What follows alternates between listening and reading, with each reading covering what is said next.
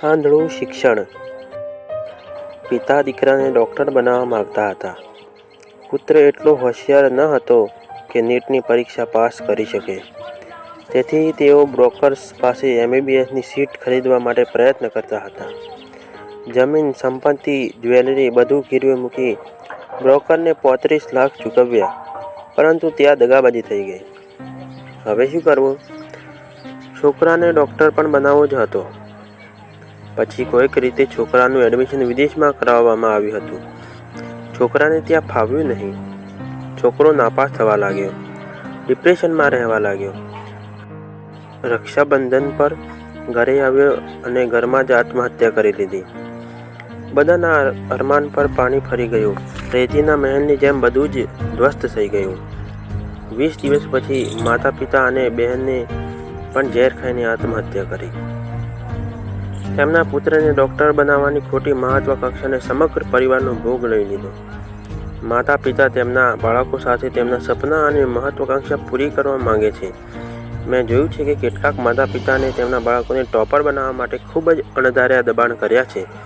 તેથી બાળકની કુદરતી વિકાસ અટકી જાય છે.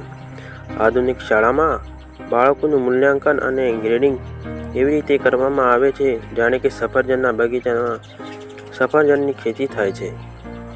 દેશભરના કરોડો બાળકોને એક જ અભ્યાસક્રમ શીખવવામાં આવે છે. ઉદાહરણ તરીકે, જંગલમાં બધા પ્રાણીઓને એકત્રિત કરીને બધાનું પરીક્ષણ કરવામાં આવે છે અને ઝાડ પર ચડવાની ક્ષમતા જોઈને ક્રમ આપવામાં આવે છે. આ શિક્ષણ પ્રણાલી ભૂલી જાય છે કે આ પ્રશ્નોની પેપરના બિચારા હાથીનું બચ્ચું નિષ્ફળ જશે અને વાનર પ્રથમ આવશે. હવે આ બાબત જંગલમાં ફેલાઈ ગઈ છે કે સફળ વ્યક્તિ તે છે જે ઝડપથી ઝાડ પર ચડી જાય છે. બાકી બીજા બધાનું જીવન નિરર્થક છે. તેથી બધા પ્રાણીઓ જેમના બાળકોને ઝડપથી ઝાડ પર ચડી શકતા નહોતા તેમના માટે કોચિંગ ઇન્સ્ટિટ્યૂટ ખુલ્લું મૂક્યું, જ્યાં બાળકોને વૃક્ષ પર ઝડપથી ચડવાનું શીખવવામાં આવે છે. તેમના બાળકો સાથે કોચિંગ ઇન્સ્ટિટ્યૂટ તરફ હાથી, જીરાફ, સિંહ, ભેંસ અને મહાસાગરની બધી માછલીઓ ચાલી નીકળ્યા. અમારું બાળક પણ ઝડપથી વૃક્ષ પર ચડી જશે અને અમારું નામ રોશન કરશે. હાથીને ત્યાં બાળકનો જન્મ થયો.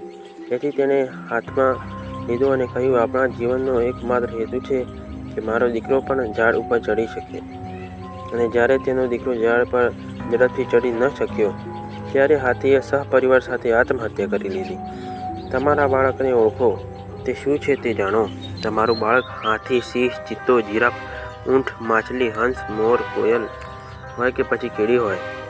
શું ખબર તે કીડી પણ હોય? અને તો જો તમારું બાળક કીડી છે તો નિરાશ ન થાઓ. કીડી એ પૃથ્વીનું સૌથી મહેનતુ પ્રાણી છે અને પોતાના વજન કરતાં 1000 ગણું વધારે વજન ઉઠાવી શકે છે. તેથી તમારા બાળકોને સંભવિતતાને ઓળખો અને તેમના જીવનમાં આગળ વધવા માટે પ્રોત્સાહિત કરો. તેને ગાંડરિયા પ્રવાહમાં ન ધકેલો, કારણ કે કોઈને શરણાઈ વગાડવા પર પણ ભારત રત્ન સાથે સન્માનિત કરવામાં આવ્યા છે. મિત્રો, વિડીયો ગમ્યો હોય તો લાઈક કરો અને ફોલો કરો.